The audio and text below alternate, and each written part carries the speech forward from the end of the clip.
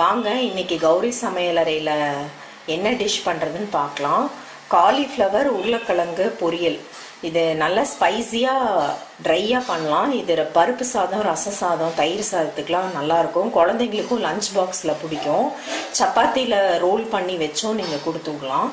இதுக்கு தேவையான இன்க்ரீடியன்ட்ஸ் பார்க்கலாம். ஒரு சின்ன காலிஃப்ளவர் வந்து இந்த பெரிய பெரிய இதெல்லாம் எடுத்து தண்ணியில் வந்து உப்பு போட்டு ராக் சால்ட் போட்டு ஊற வச்சுட்டேன் 1/2 அன் ஹவர். அப்போ வந்து அதில் இருக்க பூச்சியெல்லாம் போயிடும். அதுக்கப்புறம் இதை எடுத்து பொடியை கட் பண்ண போகிறோம். 2 உருளைக்கிழங்கு பீல் பண்ணி வச்சுருக்கேன். ஒரு பெரிய வெங்காயம் சாப் பண்ணியிருக்கேன். கருவேப்பிலை, கொத்தமல்லி தழை, 1/2 ஸ்பூன் இஞ்சி பூண்டு பேஸ்ட்டு. தாளிக்கிறதுக்கு எண்ணெய், இது சால்ட்டு கொஞ்சம், பொடி வந்து மஞ்சள் பொடி, தனி மிளகாத்தூள், கறி மசாலா, கொத்தமல்லி தூள், பெப்பர் கொஞ்சம். எப்படி சாப் பண்ணுறதுன்னு பார்க்கலாம். இது நம்ம வடை சட்டியிலே தான் செய்ய போகிறோம். அதனால நல்லா ஃபைனாக பொடியாக சாப் பண்ணிக்கலாம். உருளைக்கிழங்கு ஃபஸ்ட்டு சாப் பண்ணுறது இந்த மாதிரி ஸ்லைசஸாக பண்ணிவிட்டு இந்த மாதிரி ஃபைனாக சாப் பண்ணி எடுத்துக்கலாம் உருளைக்கிழங்க. இந்த காலிஃப்ளவர் உப்பு தண்ணியில் போட்டது நல்லா மறுபடியும் 2 தடவை அலசி எடுத்து புளிஞ்சு வச்சுருக்கேன். இது வந்து பொடியாக பெருசாக கட் பண்ணி போட்டேன் உப்பு தண்ணியில் ஊற வைக்கிறதுக்காக. இதையும் வந்து பொடியாக நம்ம கட் பண்ணிக்கலாம்.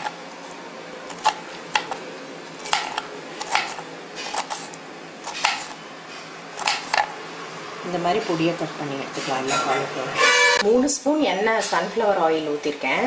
சீரகம் சொல்ல மறந்துட்டேன் இன்க்ரீடியன்ஸில். இது மாதிரி பொரியலுக்கெலாம் வந்து கடுகு உளுத்தம் பருப்பு போடுறதோட சீரகம் இல்லைன்னா சோம்பு தாளிச்சுக்கோங்க. ஒரு 1/2 ஸ்பூன் மட்டும் போடுறேன். இதில் சாப் பண்ணி வச்ச வெங்காயத்தை போட்டு 1 நிமிஷம் நல்லா வதக்கிக்கலாம். வெங்காயம் 1 நிமிஷம் ஒரு பாதி வதங்கினா போதும். இஞ்சி பூண்டு பேஸ்ட் 1/2 ஸ்பூன் ஆட் பண்ணிக்கலாம். அதை 1 நிமிஷம் வதக்கி விட்டு இந்த வெஜிடபிள்ஸ் எல்லாத்தையுமே ஆட் பண்ணிக்கலாம். ஸ்லோவில் வச்சுக்கோங்க மிக்ஸ் ஆகிற வரைக்கும்.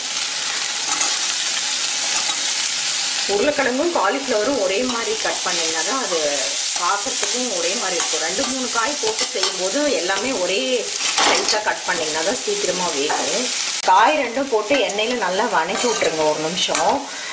இதில் கொஞ்சம் வெந்துச்சுன்னா காலிஃப்ளவர் சுருங்கி போயிடும். அதனால உப்பு காரம்லாம் பார்த்து போட்டுக்கோங்க. காலிஃப்ளவர் எப்பயுமே வந்து சுடு தண்ணியில் ஊற வைக்கிறதோட பச்சை தண்ணியிலே கொஞ்சம் கல் உப்பு போட்டு 1/2 மணி நேரம் ஊற வச்சிட்டிங்கன்னா அதில் ஏதாவது பூச்சிலாம் இதெல்லாம் வந்துடும். இப்போ வந்து கொஞ்சோண்டு மஞ்சள் பொடி போடுறேன். காலிஃப்ளவருக்கு கண்டிப்பாக மஞ்சள் பொடி ஆட் பண்ணும். அப்புறம் வரமிளகாத்தூள் 1 ஸ்பூன் போடுறேன். கொத்தமல்லி தூள் 1 ஸ்பூன் போடுறேன். அது ஒரு கோட்டிங் மாதிரி கொடுக்கும் இந்த பொரியலுக்கு. அப்புறம் கறி மசாலா இது வந்து ஒரு 1/4 ஸ்பூன் போடுறேன். அப்புறம் இந்த காய்க்கு தேவையான அளவு உப்பு போட்டுட்டு நல்லா மிக்ஸ் பண்ணிக்கலாம். பெப்பர் லாஸ்ட்டாக போட்டுக்கலாம். மிக்ஸ் பண்ணிக்கோங்க நல்லா. இந்த எண்ணெயில் 1 நிமிஷம் இந்த பொடியை வதக்கிக்கலாம். கொஞ்சமாக ஒரு 1/2 டம்ளர் அளவு தண்ணி ஊற்றிக்கலாம். இது தண்ணி ஜாஸ்தி தேவையில்லை. இது ஒரு 5-6 நிமிஷத்தில் மூடி போட்டு மீடியமான ஃப்ளேமில் வச்சிட்டிங்கன்னா வெந்து போயிடும். நல்லா பொடியாக கட் பண்ணியிருக்கறனால மூடி போட்டு ஒரு 6 நிமிஷம் கழித்து செக் பண்ணி பார்க்கலாம். அப்புறம் வேணுன்னா இன்னும் 1 நிமிஷம் 2 நிமிஷம் வச்சுக்கலாம்.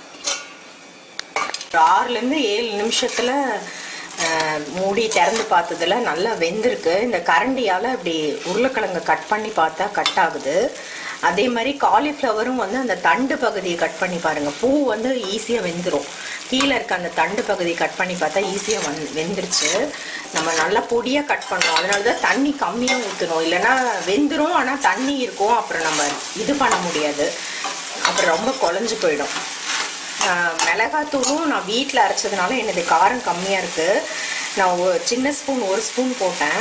இப்போ பெப்பர் ஒரு 1/4 ஸ்பூன் போடுறேன். நீங்கள் கடையில் வாங்கின மிளகாத்தூளாக இருந்தால் அதுக்கு தகுந்த மாதிரி பார்த்து 1/2 ஸ்பூன் போட்டிங்கன்னா கூட போதும்.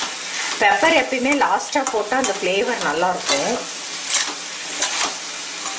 நல்லா மிக்ஸ் பண்ணிடலாம். இப்படி தள்ளி பார்த்தீங்கன்னா நடுவில் தண்ணி இருக்கான்னு பாருங்கள். தண்ணி இல்லாமல் ட்ரை ஆகணும் உங்களுக்கு. இப்போ கருவேப்பிலை ஆட் பண்ணிக்கலாம். நல்லா மிக்ஸ் பண்ணிவிட்டு ஒரு 1/2 நிமிஷம் மிக்ஸ் பண்ணிவிட்டு விட்டுருங்க. அப்புறம் கொத்தமல்லி தழை ஆட் பண்ணி இறக்கிட்டிங்கன்னா இந்த காலிஃப்ளவர் உருளைக்கிழங்கு பொரியல் வந்து பருப்பு சாதத்தோட, சாம்பார் சாதத்துக்கு, அப்புறம் ரசம் சாதத்துக்கு, தயிர் சாதத்துக்குலாம் ரொம்ப நல்லாயிருக்கும். இதோடு நீங்கள் பச்சை பட்டாணி கூட போட்டு கூட உருளைக்கிழங்கு, காலிஃப்ளவர், பச்சை பட்டாணி 3மே போட்டு கூட செய்யலாம். இந்த மாதிரி பொடியாக கட் பண்ணிக்கிட்டு 5-6 நிமிஷத்துக்கு செஞ்சிடலாம். இப்போ கொத்தமல்லி தழையை போட்டுட்டு நல்லா மிக்ஸ் பண்ணிவிட்டு ஆஃப் பண்ணிடலாம். இது சப்பாத்தியில் ரோல் பண்ணியும் நீங்கள் லஞ்ச் பாக்ஸில் கொடுத்து விடலாம். சப்பாத்தியில் கொஞ்சம் தக்காளி சாஸ் தடவிட்டு இந்த மாதிரி ஏதாவது பொரியல் பண்ணிங்கன்னா அதை நடுவில் வச்சு ரோல் பண்ணி கொடுத்துருவோம். இந்த காலிஃப்ளவர் உருளைக்கிழங்கு பொரியல் பண்ணி பார்த்துட்டு எப்படி இருக்குன்னு எனக்கு ஃபீட்பேக் அனுப்புங்க.